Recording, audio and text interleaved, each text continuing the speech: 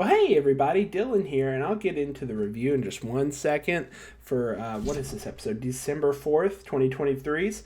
But with that being said, I want to take care of a little house cleaning beforehand. So last time we spoke, I believe, was the, what was it?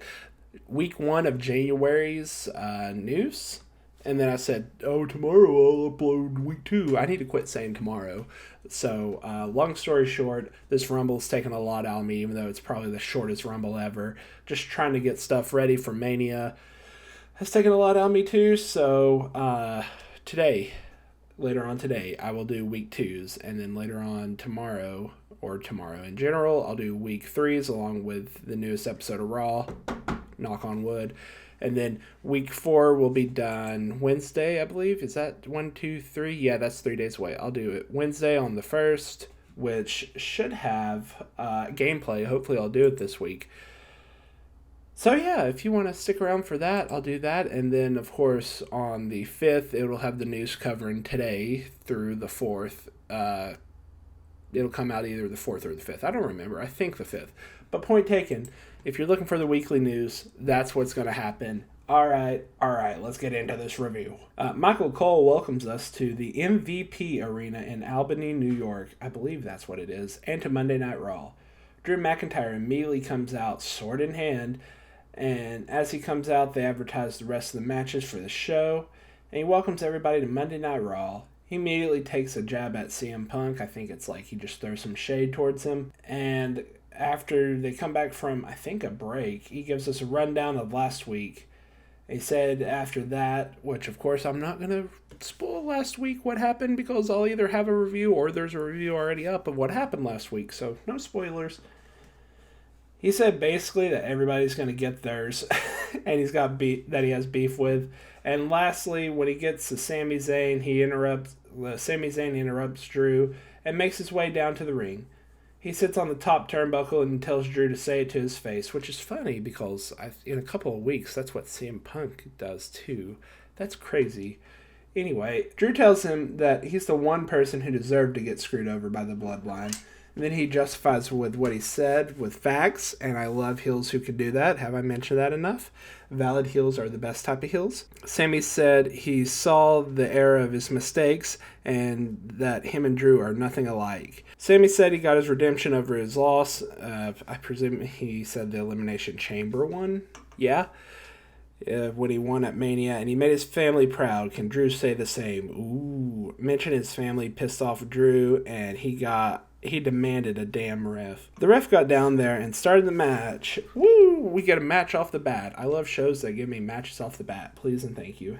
Sami does what he does best, and he sold his ass off while giving a burning babyface fight to Drew. So in other words, like he tried to fight back up every time big strong man Drew kept on knocking him down. And that's what Sami does best, in my opinion. The story of the fight was that Drew stomped on Sami's ankles, and then Sami went to jump, but he tweaked one of his ankles off the jump. They had a competitive back and forth that got a "This is awesome" chant. It ended with shenanigans, of course, so that makes me a little bitter. Drew wins, by the way, after Sami tweaked his knee, reversing a move. I did not write down what the move was, so round of applause to me. Drew kept on attacking him, and when Sami was going for a dive outside, he had to stop halfway through the run because his knee buckled. The ref was checking on him, and when his back was turned, Drew came in and chop blocked Sami's bad knee, which I thought were illegal. Didn't they get Charlotte DQ'd in 22 or something like that? I don't know. That was Vince era, whatever. Anyways, that happened. And he gave him a Claymore kick afterwards for the win. I love seeing the slow decline of Drew into heel phase. Please give me more. And don't worry, future Dylan here to tell you he gave you more. The match would have received 4.5, but due to a couple errors, I had to give it 4 stars. Friendly reminder, my star rankings do not matter. Still a great way to open Raw. They show a recap, and then Drew forces the ref to raise his hand and says that the truth will set you free, which, if I'm not mistaken, that's a quote in Cult of Personality. Am I mistaken? No, yeah, I'm mistaken. That was a quote from R-Truth. Never mind. The truth has set me free. Never mind. My bad. After this, we transition backstage to Zoe Stark and Shayna Baszler just chilling, just doing things. Byron interviews Baszler, asking her about going up against her previous partner, I believe was Nia Jax. She cut him off, saying that she was the one who put Nia on the shelf 2 years ago with a broken arm. She's going to remind her of that. She walks away, and then Stark says something, but like always, the mic doesn't pick it up, so I don't know, 3 stars. I appreciate the screens above the ring. I don't know what I'm talking about here, but I'm going to quote myself verbatim real quick. I wrote down, I appreciate the screens above the ring. We have a spinning WWE logo. I hope we get that transition card in 2K24. That would be cool. Don't know what I meant. It's been like a month. Let me live. When we come back, they plug TTTTT, which I had to think for 5 whole seconds while I was saying that. Tribute to the Troops this Friday, and show a promo. Well, that Friday. Yeah. And they show a promo for Jay versus Seth, and Jay's promo is killer. That Jay versus Seth thing is later on tonight, I believe. Unfortunately, they had to get rid of the Yeet shirts. TLDR, they brought the Yeet shirts back after they got the rights to Yeet. And they also did like a little blurry Yeet shirt. That was pretty cool. After that, they go backstage and interview with Sami Zayne, but Drew decides to jump him before he could talk, so never mind. And he told him to stop talking about his family, then punched the shit out of him. As he was leaving, he stomped on his knee to injure him as Pierce called for medical. 3.5 stars. We come back from ad and they recap what just happened basically. Then Jay checks up on Sami, makes sure he's okay.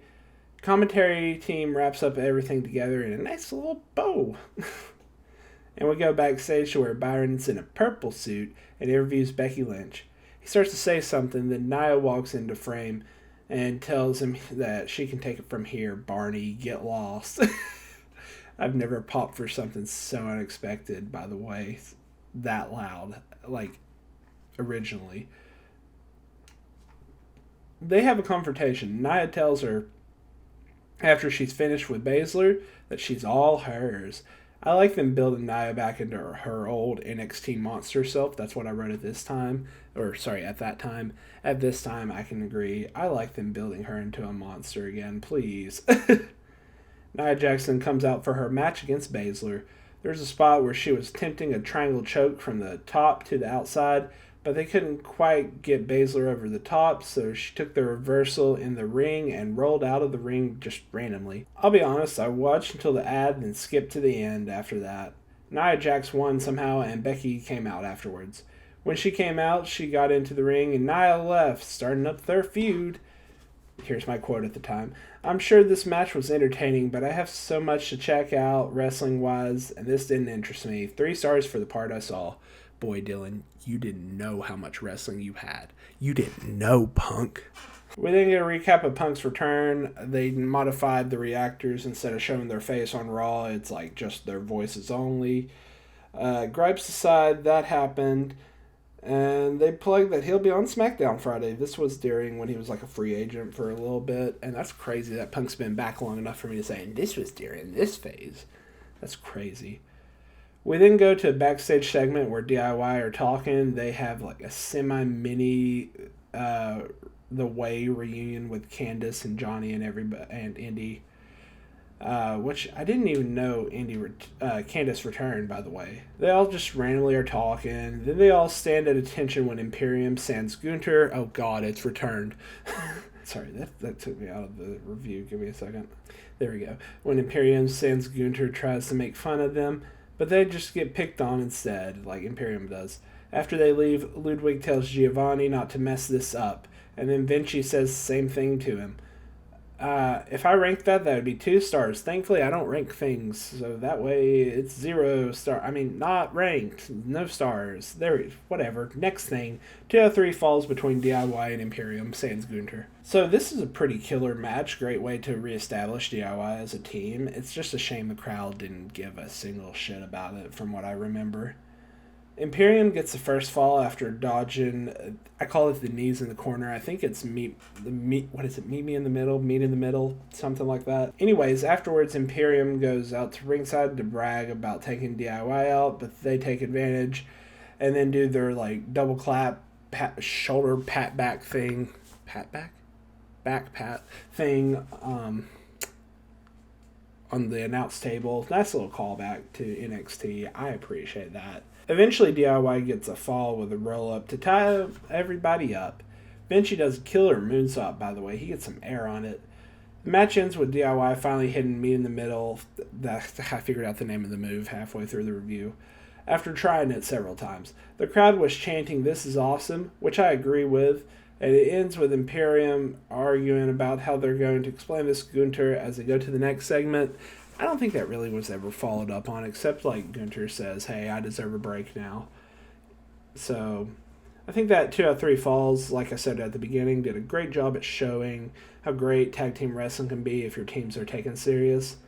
The only complaint that I have that this didn't have enough intensity to, I wrote down this blood feud. I think it's just a minor feud. So this feud, there were moments you could tell that were a little sloppy because Pro Wrestling Dylan's coming in now and setting up Spot Fest, which I'm not a big fan of, but hey, the show's not written just for me, you know what I mean? Still, the teams are very solid, and I hate that the ref's not counting the legal participant. However, I appreciate the match as a whole. The desperation in it was pretty cool. Like, as the match went on, you could tell that the pins were getting more frequent. Oh no, my headset. Speaking of desperation, I give it 4.5 stars. Let's pull up that headset. We then go backstage to Tegan Nox getting a shoulder rub from Natalya. This was a running bit for a while for some reason. I don't understand why, but okay. As they're doing this, they're getting ready for their match, basically. The tag team champs walk in, which at the time was Chelsea Green and Piper Niven. They walk in and say that they were going to leave for the night until they heard that Tegan and Natalya had a tag team match. Chelsea then talks shit until Tegan threatens to punch her, and then the tag team champions skedaddle. 3 stars. We come back from ad and get a superstar fat card for Raquel Rodriguez. We get a promo for what happened last week with the Creed brothers, who I thought were heels, but apparently they were shown squatting the New Day backstage in a comedy act, so I guess they're faces. Which, by the way, that was past Dylan notes. Of course, they're faces now. They get asked how they feel about being number 1 contenders for the title, and long story short, this escalates to Alpha Academy coming in, and Maxine squats Tozawa to show off her strength. 3.5 stars. I don't know what's going on. This is pointless comedy, but I love pointless comedy, and it was actually funny. We then transition to the Judgment Day backstage with their leader, R-Truth. He talks about how he got a great deal on the LCD flat screen. It's a CRT TV. Priest tries to kick him out of their clubhouse, and through confusion, somehow they tell Truth to leave, and he makes himself leave. It's a lot funnier than how I just worded it. You should go out of your way to watch this whole Priest time period with the Judgment Day. I think they have done a retrospect recap. I don't know what you want to call it, a mega compilation on YouTube about it. You should just watch it. Priest says that Rhea isn't there tonight, and neither is Finn, so he's the leader. After slightly throwing shade at Rhea, which started all this, he makes Dom and JD get ready for their match. By the way, this was the beginning of JD looking weak, like Judgment Day, not JD. JD's always looked weak. 3.5 stars.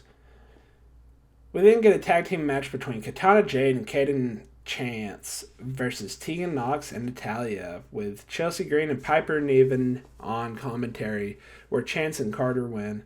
Chelsea then goes up to the apron to talk shit and gets kicked off of it 3 stars. They then advertise Cody to talk after the break, and he comes out. This was the week after he was missed, so he's not showing any visible side effects of it, but hey, it's wrestling. What can you do about it? He talked about how bad it felt, and he blames himself for getting misted instead of not listening to the warnings. He then ties the Rumble into it and says Shinsuke has his attention now. He says he has 2 ways to explain to him, either through the shadows or that they can fight one-on-one right now. After some stalling, Shinsuke appears on the screen and basically says that last week he burned Cody's eyes, but this time he will open them to what he doesn't see. They both have similar paths taken. Both have won the Rumble. Both went to Mania. Both lost their title matches. Both have fallen from grace, but he has awakened Cody. He never got to finish his story, so now he will end Cody's We go back to the ring. Cody's looking around for him to find nobody. Cody then says until he steps in this ring with him, he doesn't respect him. And if they are the same, to get in the ring and prove it. 4 stars. I love the vignettes. Cody getting fired up and the mist being brought up again.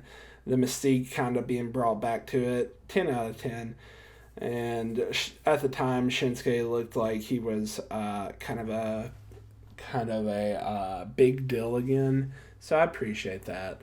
Oh, I wish I could have that again. I hope they do something with Shinsuke tonight to start him be an actual deal instead of a guy who talks a lot and then loses his matches. Anyway, after they end the segment, they go to the announce team where they talk about Sami and Drew earlier, and then they go backstage to Pierce talking on the phone. He's talking with Sami on the phone, and then Jay comes in saying he'll take Drew out for Sami. Pierce told him just to focus on his title match tonight, and after he hyped himself up, he said he will. Then he leaves, and as he leaves, Gunther comes in and speaks to Pierce about something. I couldn't make out what it was. 3 stars. It's a great transition. I love it. Next was JD against the Creed Brothers. This time it's Judgment Day. I appreciate how entertaining the Creed brothers are because both of them took Dom and marched with him on solid suplexes. In that process, R-Truth came out and did his little bit. It's a great match for the Creed brothers to show how legit they are while also adding splices of comedy in for everybody else involved. Truth is mimicking sitting on a chair throughout the whole match. Also, JD poses on the ring apron to go to ad break.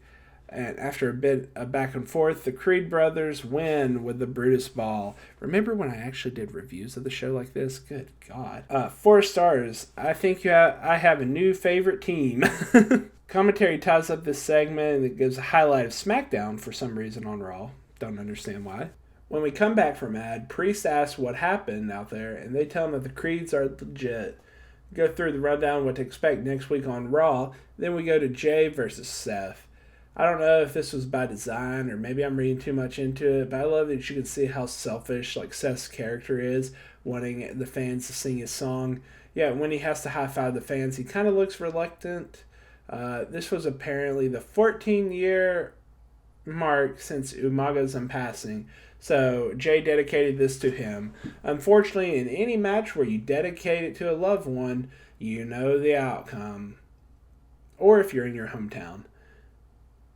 And unfortunately, that was still the case tonight, where Seth ended up winning. Easily the match of the night, in my opinion.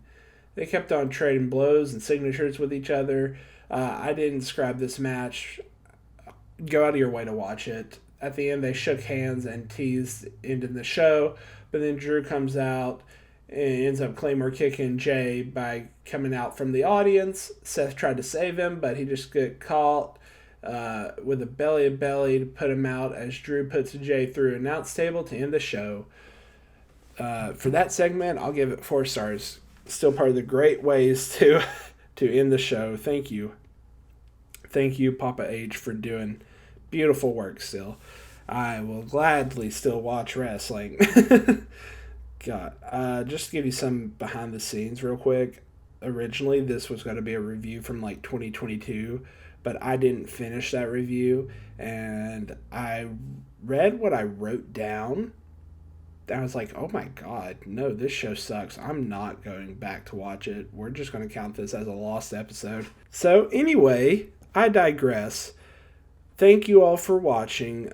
This show overall, in my opinion, gets, let's call it 3.5 stars.